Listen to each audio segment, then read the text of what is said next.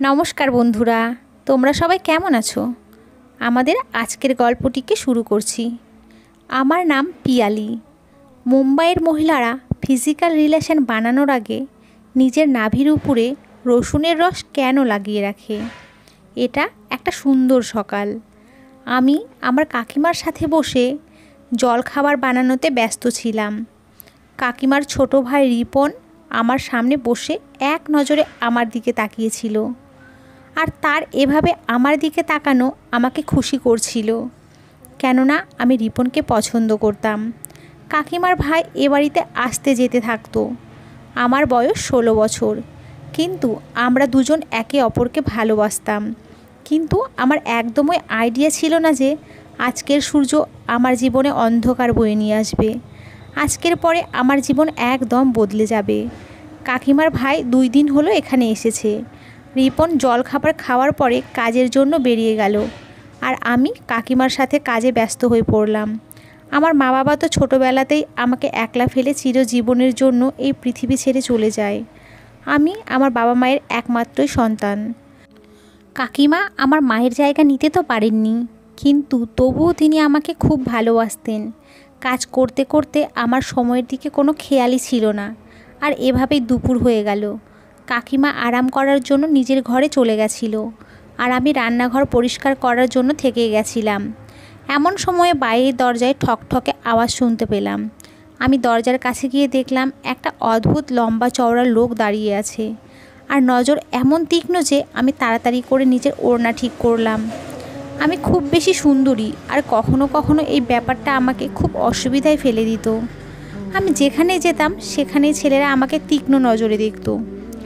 এই কারণে আমি বাড়ি থেকে বেরোলে বেশিরভাগ সময় নিজের চেহারা লুকোনোর চেষ্টা করতাম, আর এখনও আমি নিজের সৌন্দর্য লুকানোর চেষ্টা করতে লাগলাম। লোকটা আমার কাছে কাকিমার ব্যাপারে জিজ্ঞেস করলো। আমি দরজা বন্ধ করতে চাইছিলাম, যাতে আমি ভিতরে গিয়ে কাকিমাকে ডেকে আনতে পারি, কিন্তু সেই লোকটা দরজার উপরে হাত রেখে বলতে লাগলো যে দরজা বন্ধ করার দরকার নেই। আমি তোমাদের জন্য পড়না, যাও গিয়ে নিজের কাকিমাকে ডেকে আনো। তার কথা আমার আরও বেশি অদ্ভুত মনে হলো। আমি তো এই প্রথমবার এই লোকটাকে এখানে দেখলাম, আর সে বলছে যে সে আমাদের পড়না। দরজা খোলা রেখে ভিতরে যেতে আমার খারাপও লাগছিল, কিন্তু বাধ্য হয়েই তাড়াতাড়ি করে ভিতরে গিয়ে কাকিমাকে বললাম যে একটা লোক দরজায় দাঁড়িয়ে আছে। আর তার চেহারার বর্ণনা শুনে কাকিমার মুখের রং একেবারে বদলে গেল। এরপরে কাকিমা আমাকে বলল, তোর দরজার কাছে যাওয়ার দরকার নেই, তুই রান্নাঘরের কাজ শেষ কর। তার কথা শুনে আমি রান্নাঘরে চলে এলাম, আর কাকিমা দরজার কাছে গেল। কাকিমা ওই লোকটার সাথে কি কথা বলছিল সেটা তো আমি বুঝতে পারিনি, কিন্তু এমন কোনো কথা ছিল যেটা তারা খুব ধীরে ধীরে আর ফিসফিস করে বলছিল। আমি চিন্তায় পড়ে গেলাম যে কাকিমা এই লোকটার সাথে কি এমন কথা বলছে, আর এই লোকটাই বা কে। দুজনের কথা শেষ হওয়ার পরে কাকিমা আমাকে বলল যে এই লোকটার ব্যাপারে তোর কাকা অথবা আমার ভাইকে কিচ্ছু বলার দরকার নেই। কাকিমার এই কথা শুনে তো আমি আরও বেশি হতবাক হয়ে গেলাম। কাকা প্রতিদিন সকাল সকাল অন্য শহরে কাজ করতে যেত, আর রাতেই বাড়িতে ফিরত। কিন্তু সেদিনের মধ্যে কয়েকবার কাকিমাকে ফোন করে তার সঙ্গে কথা বলতো, আর কাকা আমারও খোঁজ খবর নিত। কাকা কাকিমার নিজেদের কোনো সন্তান ছিল না, এই কারণেই কাকা আমাকে নিজের মেয়ের মতো ভালোবাসতো। এই কারণে কাকিমা আমাকে কঠোরভাবে নিষেধ করেছিল যে আমি যেন এই ব্যাপারে কাকার সঙ্গে কোনো কথা না বলি। কিন্তু আমার মনের ভিতরে ইন্টারেস্ট জেগে উঠেছিল যে এই লোকটাকে, যার কথা কাকিমা সবার কাছ থেকে লুকিয়ে রাখতে চায়।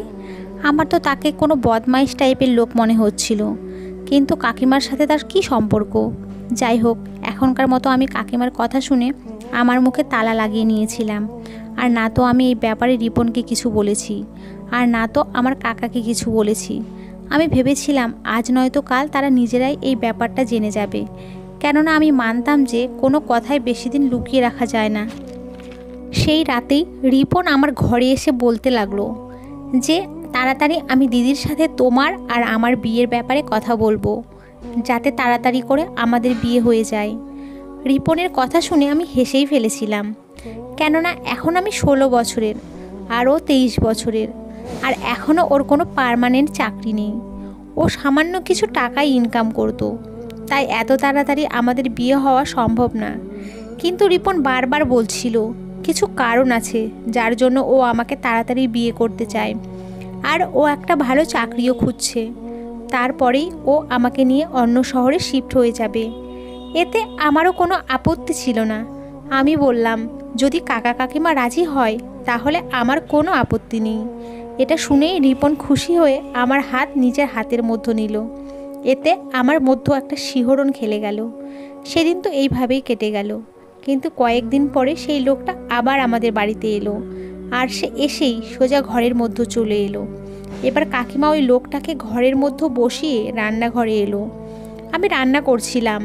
কাকিমা রান্নাঘরে এসে একটা রসুন নিয়ে আমাকে বলতে লাগলো, যতক্ষণ না আমি রাখবো ততক্ষণ আমার ঘরের দিকে আসার কোনো দরকার নেই। আমি অবাক হয়ে কাকিমার হাতে ধরা রসুনের দিকে তাকিয়ে রইলাম, আর তিনি চুপচাপ সেখান থেকে বেরিয়ে নিজের ঘরে চলে গেলেন। এরপরে আমি তার ঘরের দরজা বন্ধ হওয়ার আওয়াজ শুনতে পেলাম। একটা ঘন্টা এভাবেই পার হয়ে গেল। এরপরে কাকিমা আমাকে ডাক দিয়ে ঠান্ডা জল নিয়ে যেতে বলল। আমি 2 গ্লাস ঠান্ডা জল নিয়ে যখন কাকিমার ঘরে পৌঁছলাম, তখন তারা দুজনে নিজেদের মধ্যে কিছু নিয়ে কথা বলছিল। আমাকে দেখেই দুজনেই চুপ হয়ে গেল। আমার নজর একা একাই কাকিমার দিকে স্থির হয়ে গেল, কেননা তার অবস্থা কিছুটা আলাদা মনে হচ্ছিল। তার চুল আগে সুন্দর করে বাঁধা ছিল, কিন্তু এখন এলোমেলো হয়ে আছে, আর কাপড়ও অদ্ভুত রকমভাবে পরে আছে। আমি আরও ভালোভাবে কাকিমাকে লক্ষ্য করতাম। তার আগেই ওই লোকটা বলল, এ তো তোমার মেয়ে, এ তো খুবই সুন্দরী আর যুবতীও। তুমি এর ব্যাপারে চিন্তা ভাবনা করছো না কেন? এর জন্য তো সহজেই ভালো ডিল পেয়ে যাবে। এখন তোমার বয়স হয়ে গেছে, তুমি এর ব্যাপারে চিন্তা ভাবনা করা শুরু করো। জানি না এই লোকটাকে যে এতটা খোলামেলাভাবে কাকিমার সাথে কথা বলছিল। এরপরে কাকিমাও তাকে বলতে লাগলো, হ্যাঁ, এটা তো আমার দায়িত্ব। আমি লজ্জার কারণে তাড়াতাড়ি সেখান থেকে বাইরে বেরিয়ে এলাম। তারপরে আবার তাদের দুজনের মধ্যে কথা বলা শুরু হয়ে গেল। কিছু সময় পার হয়ে ওই লোকটা চলে গেল। কাকিমা আবার আমাকে বোঝালেন যে রিপনকে আর কাকাকে যেন এই ব্যাপারে আমি কিছুই না বলি। কিন্তু ভাগ্যক্রমে সেই সময় হঠাৎ রিপন এই বাড়িতে চলে আসে। ও ওই লোকটাকে বাড়ি থেকে বের হতে দেখে। তাড়াতাড়ি করে আমার কাছে এসে আমাকে জিজ্ঞেস করতে লাগলো, এই লোকটাকে আর এখানে কেন এসেছিল? আমি নাতে মাথা নাড়িয়ে বলে দিলাম, আমি কিছুই জানি না। এই লোকটা কাকিমার সাথে দেখা করতে এসেছিল। রিপন সোজা কাকিমার ঘরে চলে গেল। তারপরে না জানি হঠাৎ এমন কি হলো যে তাদের দুজনের জোরে জোরে চিৎকার চেঁচামেচির আওয়াজ আসতে লাগলো। কাকিমা রিপনকে উল্টো পাল্টা বলছিল, আর রিপন তার কথার উত্তর দিচ্ছিল। ওই দুজনের মধ্যে কি চলছিল এই ব্যাপারে আমি কিছুই জানি না, কিন্তু এইটুকু বুঝতে পারলাম যে ব্যাপারটা অনেক বড়, আর হয়তো এই অচেনা লোকটার সাথে জড়িত। অনেকক্ষণ পরে যখন রিপন কাকিমার ঘর থেকে বাইরে এলো, তখন ওর মুখ রাগের চোটে লাল হয়েছিল। ও সোজা বাড়িতে চলে গেল, আর কাকিমাও নিজের ঘর থেকে বাইরে বেরোলো না। রাতে খাওয়ার সময় যখন আমি কাকিমাকে ডাকতে গেলাম, তখন কাকিমা রেগে আমাকে বলতে লাগলেন, এই সব কিছু তোর কারণেই হয়েছে, তাই বেশি সাধু সাজার দরকার নেই। না জানি রিপনের সাথে কী নিয়ে ঝামেলা হয়েছিল, কিন্তু কাকিমা তার রাগ আমার উপরে ঝেড়ে দিল। আমি কাঁদতে কাঁদতে তার ঘর থেকে বেরিয়ে এলাম। আজ আমার অনেক দিন পরে নিজের বাবা মায়ের কথা মনে পড়ল। আমি নিজের ঘরের বিছানা শুয়ে ভাবতে লাগলাম, রিপন না জানি কী নিয়ে কাকিমার সাথে ঝগড়া করেছিল। হয়তো সেই অচেনা লোকটার কারণে তাদের মধ্যে ঝগড়া হয়েছিল।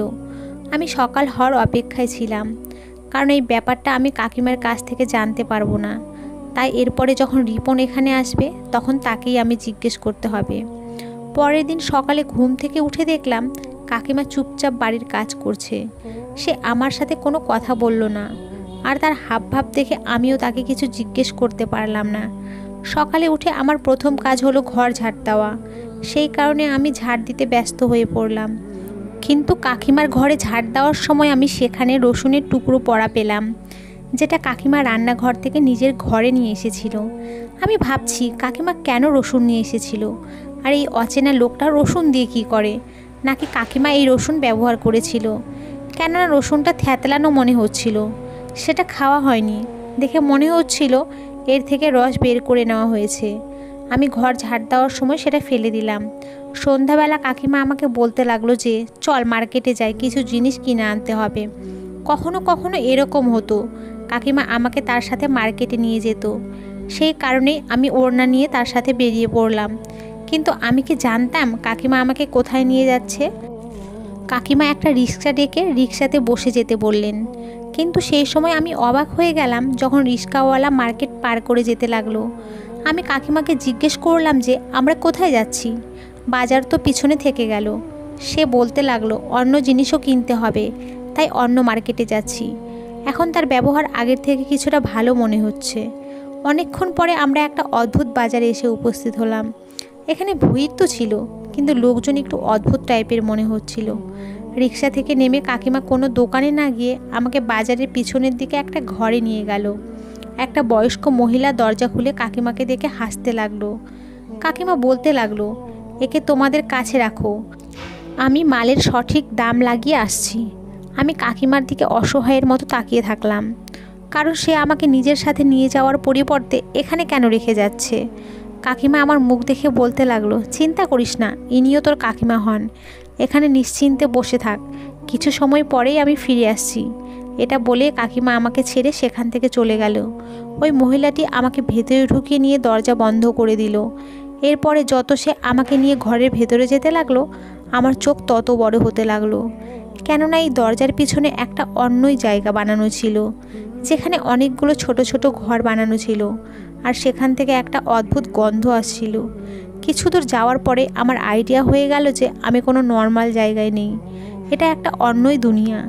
দরজার পাশে ছোট ছোট কাপড় পরে মেয়েরা দাঁড়িয়ে আছে, যারা আমাকে দেখে হাসছিল। ওদের ড্রেস, ওদের মুখ ভরা মেকআপ দেখে আমার অন্য কিছুই মনে হচ্ছিল। আমি হাঁটতে হাঁটতে থেমে গেলাম। তখন সেই মহিলা পিছন ফিরে আমাকে দেখতে লাগলো। আমি তাকে বললাম যে আমাকে ফিরে যেতে হবে, আমি ভিতরে যেতে চাই না। আমার কথা শুনে ওই মহিলাটি জোরে জোরে হাসতে লাগলো আর বলতে লাগলো, এই দরজা দিয়ে ভেতরে আসার রাস্তা তো আছে, কিন্তু বাইরে যাওয়ার কোনো রাস্তা নেই। তোমার কাকিমা তোমার থেকে পিছন ছাড়িয়ে এখান থেকে চলে গেছে, আর না তো সে কখনো এখানে ফিরে আসবে, আর না তুমি এখান থেকে কখনো বাইরে যেতে পারবে। এটা আমার দুনিয়া, এখানে আমারই রাজত্ব চলে। তুমি আমার কেনা গোলাম, তাই তোমাকেও এখানে আমার কথাই মানতে হবে। তার কথা শুনে আমার পায়ের নিচ থেকে মাটি হারিয়ে গেল। সে আমার হাত ধরে নিল। আমি আমার হাত তার হাত থেকে জোর করে ছাড়িয়ে বললাম, আমি এখানে কিছুতেই থাকবো না। আমার কাকিমা কিছু সময়ের মধ্যেই ফিরে আসবে। আমি বাইরে যাওয়ার জন্য যখনই ঘুরলাম, তখন সে পিছন থেকে আমার কামিজ ধরে নিল, আর এত জোরে টানলো যে আমার কামিজটা ছিঁড়ে গেল। তারপরে সে আমার মুখ কষিয়ে একটা থাপ্পড় মারলো, আর আমি মাটিতে পড়ে গেলাম। আমার মুখ থেকে রক্ত বেরোতে লাগলো। ওই মহিলা আমার পাশে বসে বলতে লাগলো, তোর কাকিমা তোকে এখানে বিক্রি করে গেছে, তোর অনেক টাকা দাম আমি তাকে দিয়েছি। চল এখন যা, গিয়ে তৈরি হয়ে নে, রাতের বেলা কাস্টমার আসবে, আর তোকেও এখানে লাইনে দাঁড়াতে হবে। তারপরে সে একটা মেয়েকে ডাকলো আর আমাকে তার হাতে ছেড়ে দিল। আমি তো হতভম্ব হয়ে গেছিলাম। আমার মাথায় কিছুই আসছিল না যে আমি কি করব আর কি করব না। কাকিমা আমার মায়ের মতো, গত 4 বছর ধরে আমি তার সাথে আছি। সে আমার উপর এত অত্যাচার কিভাবে করতে পারলো? আমি চাইলেও সেই মহিলার কথা বিশ্বাস করতে পারছি না। মনে হচ্ছিল যেন এটা একটা ভয়ানক স্বপ্ন, যেটা কিছু সময় পরেই ভেঙে যাবে। কিন্তু আমার দুর্ভাগ্য যে এটা কোনো স্বপ্ন না, বরং জীবনের একটা কঠিন সত্য। সেই দ্বিতীয় মহিলা আমাকে একটা অন্ধকার ঘরে নিয়ে গিয়ে এক ধরনের সুগন্ধিযুক্ত জলে আমাকে স্নান করালো। আমার চিৎকার, চেঁচামেচি, কান্নাকাটি কোনো কিছুই ওই মহিলার উপরে কোনো প্রভাব ফেললো না। সে বলতে লাগলো, তোমার মতো মেয়ে এখানে রোজ আসে, 1-2 দিন কান্না করে, তারপরে নিজেরাই খুশি খুশি বিছানা গরম করতে চলে যায়। ওরা বুঝতে পেরে যায় যে এখন থেকে এটাই তাদের জীবন। তাই তুমিও এখন খুশি খুশি এই জীবন স্বীকার করে নাও। যেমনই হোক না কেন, এখন থেকে এটাই তোমার জীবন। তাই খুশি খুশি এই কাজটাকে মেনে নাও, না হলে শিউলি মাসি এই কাজ তোমাকে জোর জবরদস্তি করাবে, আর এতে তুমি কষ্টও বেশি পাবে। তার কথা শুনে আমার শরীরে কারেন্ট দৌড়াতে লাগলো। আমি 16 বছরের, আর সে আমাকে এই ধান্দায় নামাতে চাইছে। সে আমাকে ঘরের দিকে টানতে টানতে নিয়ে গেল, যেখান থেকে আমি চিৎকার চেঁচামেচির আওয়াজ শুনতে পাচ্ছিলাম। সে বলল, দেখো, এই মেয়েটা শিউলি মাসির কথা মানছিল না, তাই ওকে এখানে আটকে রেখেছে। এই বেচারিকে না কিছু খেতে দিচ্ছে না জল দিচ্ছে। যদি তুমিও আমার কথা না শোনো, তাহলে তোমারও এই অবস্থা হবে। তার জোর জবরদস্তি করাতে আমি সুগন্ধি জলে স্নান করলাম, আর তারপরে সে আমাকে মডার্ন মেয়েদের মতো সাজাতে শুরু করে দিল। কিছু সময় পরেই সেই প্রথমের মহিলাটি, যার নাম হয়তো শিউলি মাসি, সে ফিরে এলো। তিনি মাথা থেকে পা পর্যন্ত আমাকে দেখে বলতে লাগলো, তুই তো সত্যিই খুব সুন্দরী আর হট, তোর তোর ভালোই দাম পাওয়া যাবে। আমি তোর কাকিমাকেও আমি অনেক টাকা দিয়েছি, সেই সমস্ত টাকা আমি তোর শরীর বেচে উসুল করব। এ কথা বলেই শিউলি মাসি তার পান খাওয়া মুখে নোংরা হাসি আসলো। এই দৃশ্য আমি প্রায় সিনেমাতে দেখতাম, কিন্তু কখনো ভাবতেও পারিনি যে আমার জীবনেও কখনো এরকম সময় আসবে।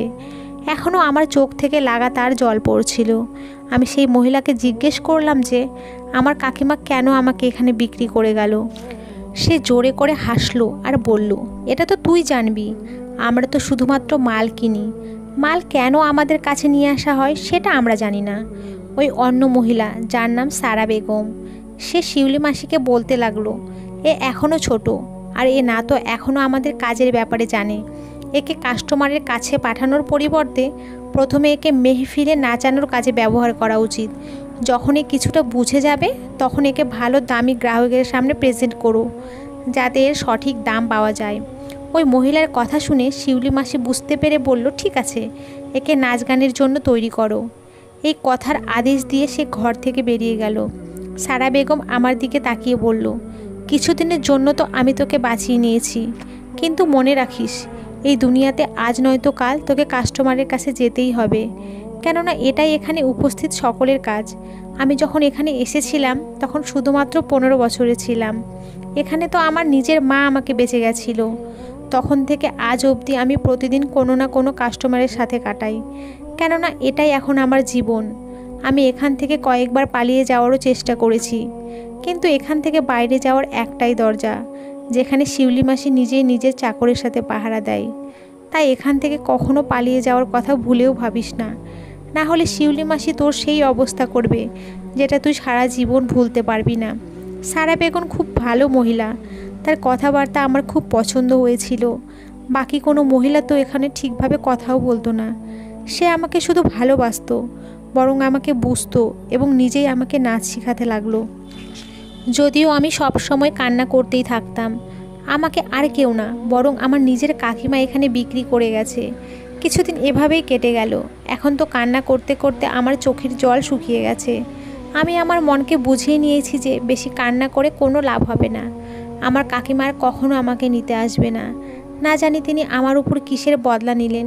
রিপন তাকে কি এমন বলেছিল যে পরের দিনই তিনি আমাকে এই দুনিয়াতে ছেড়ে গেলেন? আমি এই প্রশ্নটার উত্তর জানতে চাইতাম যে আমার কাকিমা আমার সাথে এরকম কেন করলেন, কিন্তু এখন এই প্রশ্নের উত্তর দেওয়ার মতো কেউ এখানে নেই। সারা বেগম আমাকে 1 মাস পর্যন্ত এই মাহফিলের জন্য নাচ শিখিয়ে দিয়েছিল, আর তারপরে আমাকেও এই মাহফিলে অংশ বানানো হলো, যেখানে মদ মাতাল পুরুষেরা আমাদের সামনে বসে যেত আর আমাদেরকে অদ্ভুত অদ্ভুত কাপড় পরে তাদের সামনে নিজেদের নাচ দেখাতে হতো। ধীরে ধীরে আমি বুঝতে পেরে গেলাম যে এটাই আমার জীবন। আমাকে শিউলি মাসির ইশারাতে নাচতে হতো, কেননা যেদিন আমি ঠিকঠাকভাবে নাচতে পারতাম না সেদিন আমার খাওয়া দাওয়া সব বন্ধ হয়ে যেত, আর আমি সারাদিন খিদা তৃষ্ণায় ছটপট করতে থাকতাম। তাই আমিও সবার সঙ্গে পুরোপুরি নাচতে শুরু করে দিলাম, আর এভাবেই 1 মাস পার হয়ে গেল। তখনও একদিন একজন ধনী ব্যক্তি এই কোঠাতে এলো, আর সে এসে প্রথমেই আমার দাম লাগালো। সে আমাকে 50,000 টাকা দিয়ে 1 রাতের জন্য কিনতে চাইছিল, আর এটা অনেক বেশি টাকা। শিউলি মাসি তো আনন্দের সঙ্গে সঙ্গে রাজি হয়ে গেল। ওই লোকটার কাছ থেকে 50,000 নিয়ে নিল আর তাকে একটা ছোট্ট ঘরে পাঠিয়ে দিল, আর সারা বেগমকে বলে দিল যে সে যেন আমাকে তৈরি করে এই লোকটার সেবা করার জন্য পাঠিয়ে দেয়। এটা শুনেই আমি কাঁদতে লাগলাম।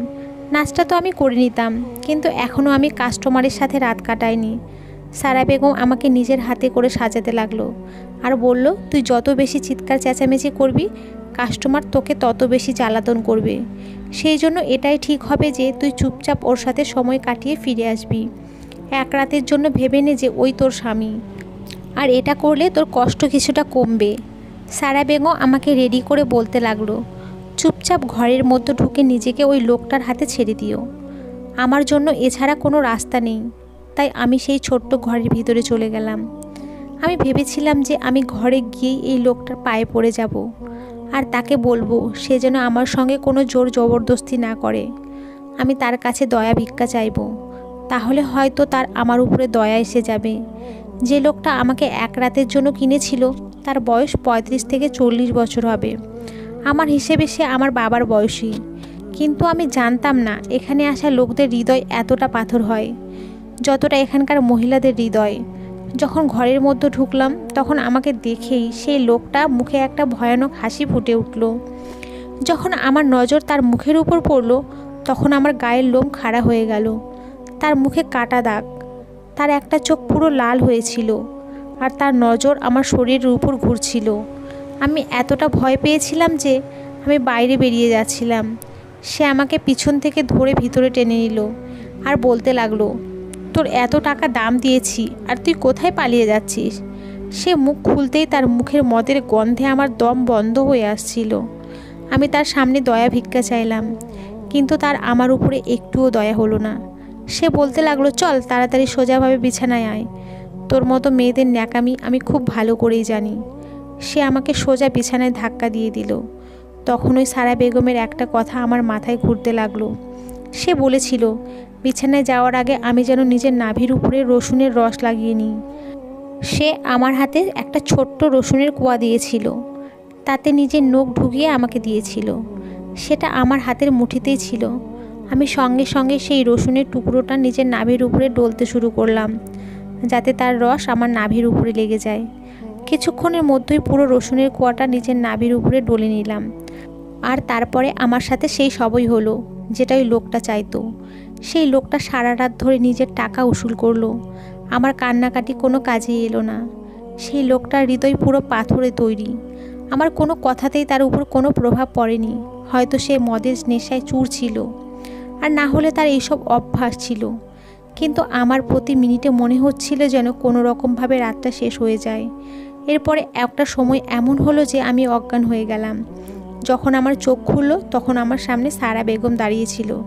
সে কাস্টমার সকাল হওয়ার আগেই চলে গেছিল, আর সারা বেগম আমার জ্ঞান ফেরানোর চেষ্টা করছিল। যখন আমার জ্ঞান ফিরল তখন সে আমাকে তার বুকে জড়িয়ে নিল আর বলতে লাগলো, ব্যাস, প্রথম রাত্রিটাই কষ্টকর হয়, এখন তোর জন্য সব কিছু সহজ হয়ে যাবে। কিন্তু আমার মনে হতো না যে আমার জন্য কোনো কিছুই সহজ হবে। তারপরেও আমি চিৎকার করেছিলাম। সারা বেগম আমাকে তার সাথে নিজের ঘরে নিয়ে গেল। আমি সারাদিন তার বুকে মুখ লুকিয়ে চোখের জল ফেলতে লাগলাম। আমার মায়ের কথা খুব মনে পড়ছিল। যদি আমার মা আজকে জীবিত থাকতো তাহলে হয়তো আমাকে এই দিন দেখতে হতো না। আজ প্রথমবার আমার মনে হলো মা বাপ ছাড়া কেউই নিজের হয় না। এই সম্পর্ক শুধু দেখানোর জন্যই হয়। কাকিমা, যাকে আমি আমার মায়ের জায়গা দিতাম, সে আমাকে এই নোংরার মধ্যে ফেলে দিয়েছে। এখানে থাকতে থাকতে আমি নিজের পরিচয় ভুলে গেছি। একটা সময় আমার নাম পিয়ালি ছিল, কিন্তু এখানে আমার নাম গুলমোহর রেখে দিল। এখানে সবাই আমাকে এ নামেই ডাকতো। আমি নিজেও ভুলে গেছিলাম যে আমার নাম আগে কখনো পিয়ালি ছিল। সারাদিন আমি সারা বেগমের কাছেই থাকতাম।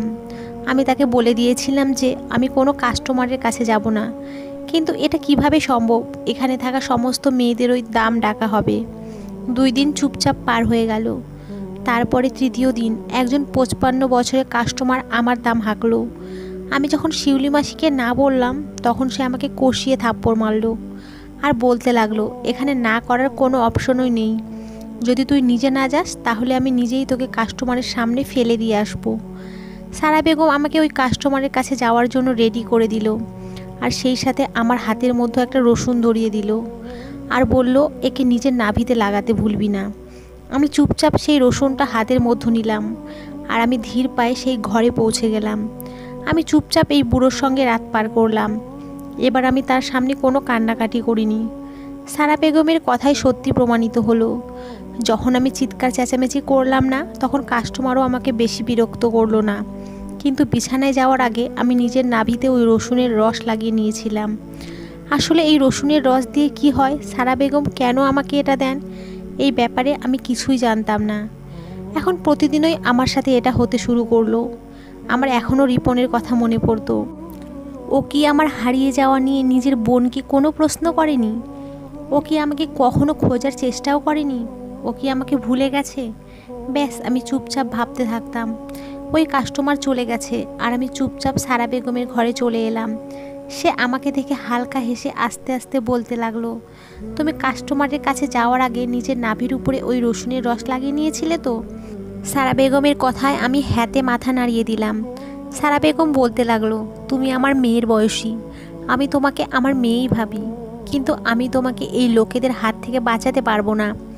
তোমার পরিচয় বদলে গেছে, যদি তুমি এখান থেকে পালানোর চেষ্টা করো তাহলেও এই সমাজ তোমাকে বাঁচতে দেবে না, কেননা তুমি একজন পতিতা হয়ে গেছো।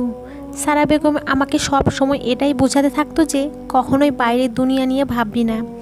এভাবেই আমার এখানে থাকা 1 বছর হয়ে গেল। এখন তো আমার এই কাজের অভ্যাস হয়ে গেছে। আমি শুধু এইটুকুই জানতাম যে কাস্টমার আমার অপেক্ষা করছে। এখন আমি নিজেই নিজেকে তৈরি করে নিতাম যে আমি কখনো রিপনের নববধূ হওয়ার স্বপ্ন দেখতাম, এখন প্রতি রাতে নতুন নতুন পুরুষের নববধূ সাজতাম। কিন্তু সারা বেগম আমাকে রসুনের কোয়া ধরিয়ে দিতে কখনো ভুলতো না। আর এটা অবশ্যই বলতো যে বিছানায় যাওয়ার আগে এই রসুন নিজের নাভির উপরে অবশ্যই লাগিয়ে নিবি। 1-2 বার এটার ব্যাপারে আমি সারা বেগমকে জিজ্ঞেসও করেছিলাম যে এই রসুনে এমন কি হয় যে প্রতিবার তুমি আমাকে এটা ধরিয়ে দাও। সে বলতে লাগলো, সঠিক সময় এলে পরে তুই নিজেই জানতে পেরে যাবি। অনেক দিন থেকে আমি দেখছিলাম যে সারা বেগম অসুস্থ থাকতো, কিন্তু সে নিজের চিকিৎসা করাচ্ছিল না। আর আমাদের মতো মেয়েদের চিকিৎসা কোথায় হয়? এখানে তো কেউই নিজের না যে আমাদের চিন্তা করবে। পরের দিন সন্ধ্যায় শেফালি মাসি আমার কাছে এসে বলতে লাগলো যে রাতের বেলা রেডি থেকো, তোমার কাছে একজন কাস্টমার আসবে।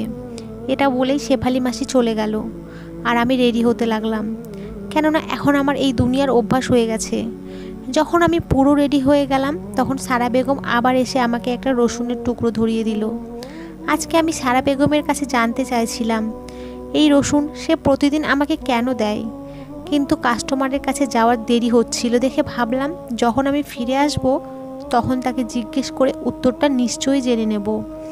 কাস্টমার আমার অপেক্ষা করছিল, তাই আমি কাস্টমারের ঘরে পৌঁছে গেলাম আর রসুনের রস নিজের নাভির উপরে লাগিয়ে নিলাম।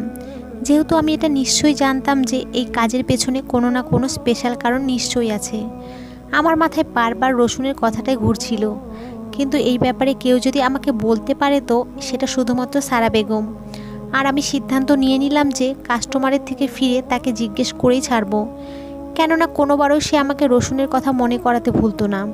কিন্তু আমি যখন ঘরের মধ্যে পৌঁছালাম তখন আমার চোখ ছানা বড়া হয়ে গেল, কেননা সেই ঘরের মধ্যে উপস্থিত পুরুষটি আর কেউ না বরং রিপন। সে নেশায় চুর হয়ে বিছানায় বসেছিল আর আমাকে দেখতে পেয়েই একেবারে লাফিয়ে উঠল আর অবাক হয়ে জিজ্ঞেস করতে লাগলো, পিয়ালি তুমি এখানে কি করছো? আমি তোমাকে কোথায় কোথায় না খুঁজেছি। আমি ওকে জোরে ধাক্কা দিয়ে পিছনে সরে বললাম, আমি পিয়ালি না, আমার নাম গুলমোহর। আমার কাছে এতটা ক্ষমতা ছিল না যে আমি পিয়ালি হয়ে রিপনের সামনে দাঁড়াতে পারবো। আমার ইজ্জত নষ্ট হয়ে গেছে, বহুদিন ধরে এই কোঠাতে আমার ইজ্জত বিক্রি হয়েছে। রিপন আমার কাছে এসে আমার কাঁধ ধরে ঝাঁকি দিল আর বলতে লাগলো, আমি ভালোভাবেই জানি তুমিই আমার পিয়ালি। তুমি এখানে কিভাবে পৌঁছালে?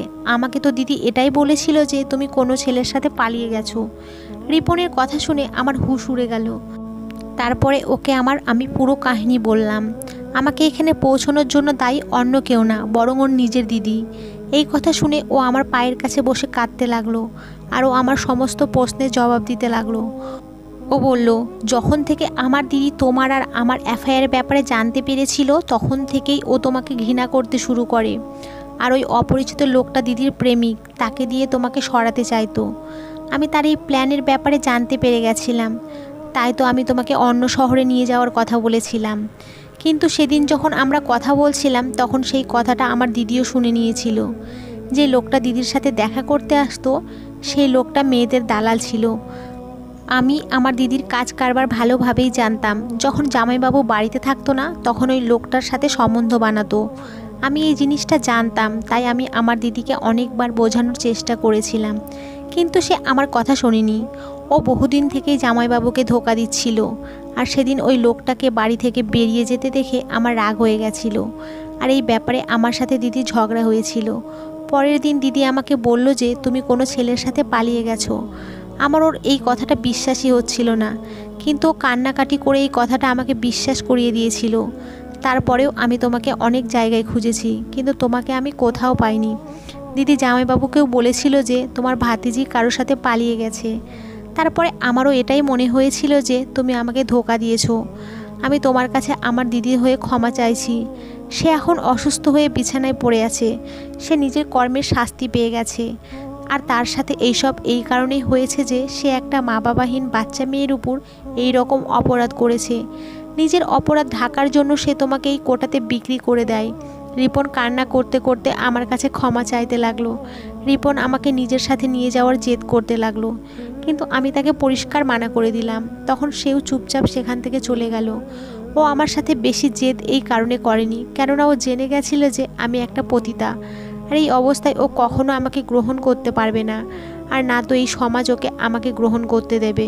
আমার বিরহে রিপনের অবস্থা এমন হয়ে গেছিল যে ও নিজেকে মাতাল বানিয়ে নেয়, আর ও কোঠাতেও আসতে শুরু করে। ও নিজের পয়সা উসুল না করেই এখান থেকে লজ্জিত হয়ে চলে গেল। আর আমি সারা বেগমের ঘরে চলে এলাম। কিন্তু আমি সারা বেগমের ঘরে এসে এটা দেখে অবাক হয়ে গেলাম যে সারা বেগম অজ্ঞান হয়ে মাটিতে পড়ে আছে। আমি তাকে ছুঁয়ে দেখলাম তো তার শরীর পুরো ঠান্ডা হয়ে গেছে। সেই দুনিয়া আর আমাদের ছেড়ে চলে গেছে। আমার চোখ থেকে অশ্রু বন্ধ হচ্ছিল না। আমি সারা বেগমকে আমার সব কিছু মানতাম, আর আজকে সে আমাকে এই দুনিয়াতে একলা ছেড়ে চলে গেছে। কিন্তু তার হাতের মুঠোর মধ্যে একটা চিঠি ছিল, যার মধ্যে তার পুরো কাহিনী লেখা ছিল, যে সে কীভাবে এই কোঠাতে এসেছিল আর সে কীভাবে এই কোঠাতে নিজের জীবন কাটিয়েছে। আর সাথে সাথে এটাও লেখা ছিল যে রসুনের রস নাভিতে লাগালে কি হয়। আসলে এই রসুনের রস নাভিতে লাগালে মেয়েরা কখনো প্রেগনেন্ট হয় না, আর সে বিভিন্ন ধরনের অসুখের থেকেও রক্ষা পায়। সারা বেগমকে এইসব বলার মতো কেউই ছিল না, এই কারণে সে এতটা অসুস্থ হয়ে গেছিল। কিন্তু যখন সে এই ব্যাপারে জানতে পারে, তখন এই জিনিসটা আমার উপরে প্রয়োগ করা শুরু করে। সে আমার স্বাস্থ্য নিয়ে খুব চিন্তা করত, এই কারণে সে প্রতিবার আমার হাতে রসুন দিতে ভুলতো না। কিন্তু আফসোসের কথা এটাই যে সারা বেগম এই দুনিয়া ছেড়ে চলে গেছে, আর এখন আমাকে এই রসুন দেওয়ার মতো কেউ নেই। আমি এখনও এই কোটাতে নিজের বাকি জীবন কাটাচ্ছি, কিন্তু আজও আমার সারা বেগমের কথা মনে পড়ে যে আমার এতটা খেয়াল রাখতো। রসুনের রস নিজের নাভিতে লাগানোর ফলে আজ অবধি আমার কোনো অসুখ হয়নি, আর না তো আমি কোনো কাস্টমারের দ্বারা প্রেগনেন্ট হয়েছি। তো বন্ধুরা, আজকের গল্পটি এই পর্যন্তই। গল্পটি কেমন লাগলো কমেন্ট করে জানাবেন, আর যদি গল্পটি ভালো লেগে থাকে তাহলে একটা লাইক দেবেন, আর পরবর্তী গল্পের জন্য চ্যানেলটিকে সাবস্ক্রাইব করুন। ধন্যবাদ সবাইকে, ভালো থাকবেন।